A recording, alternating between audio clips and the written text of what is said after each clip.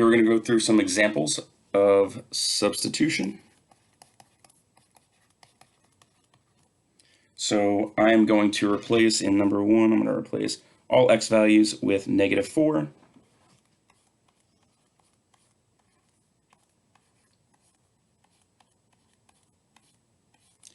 And really paying careful attention to detail here. First off, every time you substitute a number in, it gets a set of parentheses. So -4 in parentheses goes in place of that x and that x. And be careful about where these parentheses are. There's an extra set on the outside of that expression. The 3 times -4, or 3 times x in there, gets a set of parentheses around it, and the -4 gets its own set. And now I want to follow PEMDAS, and I'm just going to write that down. Kind of use that as a checklist. Make sure I hit everything in the right order. So I'm going to start with inside the parentheses. There's nothing to do inside of this set of parentheses. That's already as simple as that gets. But I can multiply 3 times -4 inside this set of parentheses, and that gives me a -12.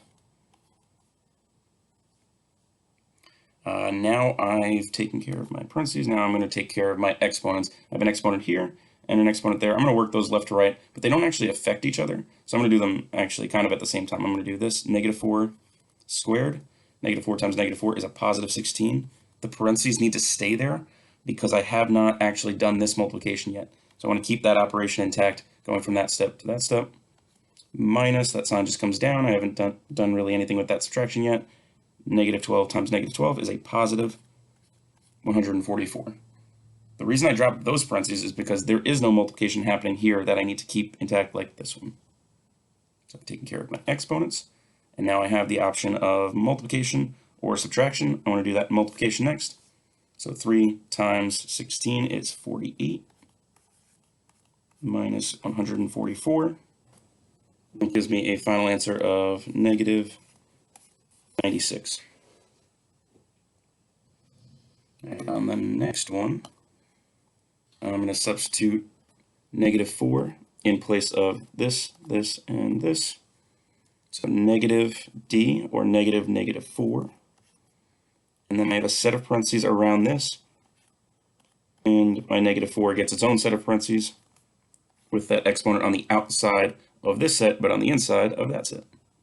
Minus 3 times -4. So now I'm going to work inside the parentheses first. I can't do anything inside of this one or this one, but this one I can actually execute that operation of -4 times -4, which gives me a +16.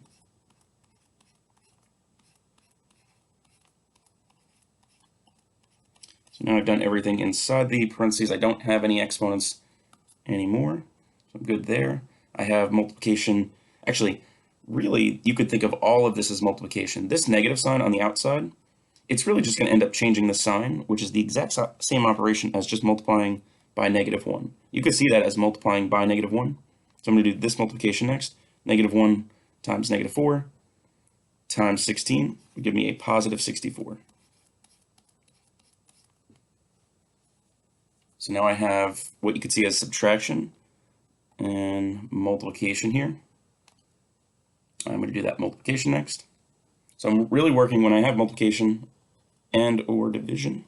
I'm going to work that straight across. So that's why I did this one first, and next I'm going to do that one. I'm going to view this as -3 times -4. Whatever sign I get from that, that is the new operation here. If this multiplies to give me a positive number, that gives me a +12. I'm going to write that as +12 now. So 64 plus 12. You could also view this as just viewing this part as a +3 times a -4. So you get 64 minus, then the operation stays, and that changes into a -12. And you can see that you're going to subtract a negative, which is the exact same thing as this addition problem that I set up, which would give me a final answer of 76.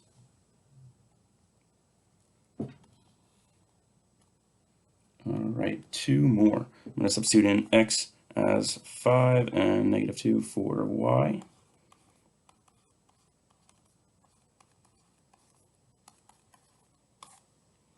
When you have a big fraction like this, when you have stuff on top and stuff on the bottom, you really want to just do those separately. There's almost an invisible parentheses around this and this. Those operations are separated by this fraction symbol. And basically your last step will be to do that division. So you do everything on top divided by whatever you get from the bottom. So I'm going to just do these two separately. I'm going to take the first step here, which would be exponents. So 2 times 25 times -2 plus 2. And this is the opposite of -2, which is a +2. Remember to keep this set of parentheses here until you do this multiplication, which is actually going to be our next step. So 2 times 25 would be 50, times -2 would be -100. And then we have a -100 plus 2. That's a big negative plus a small positive. That's going to end up as a still big negative number, -98 divided by 2, which is -49.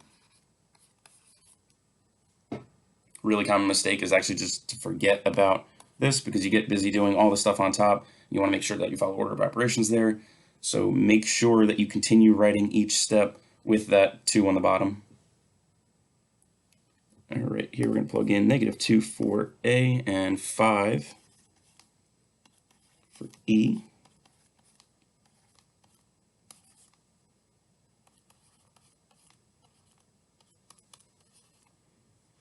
Again, attention to detail is the most important part here.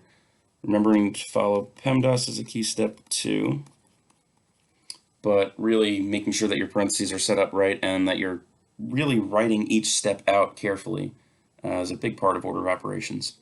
So we are going to do our grouping symbol first, parentheses. Some people write this as GEMDAS. You've probably heard it both ways by now. Parentheses and every grouping symbol should happen first, and this radical sign actually acts as a grouping symbol. It's also kind of an exponent, but we'll deal with that later. But really we're thinking about this as a grouping symbol, so I'm going to do everything inside of there first. 3 times -2 times 5 squared. None of that changed yet. All I'm doing is -2 times itself, which is a +4. And actually, I'm going to execute that operation next. I'm going to do the square root of 4, which is 2.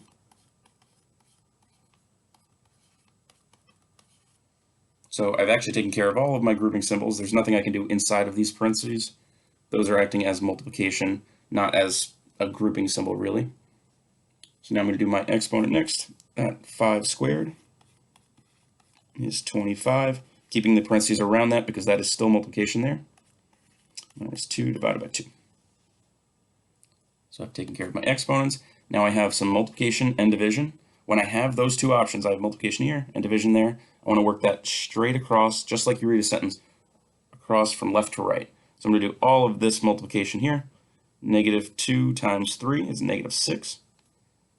Times 25 is -150. And now I have subtraction and division. So I'm going to do that division next. I've taken care of my multiplication. Now I'm working on division. -150 minus 1. 2 divided by 2 is just 1. So my final answer is -151.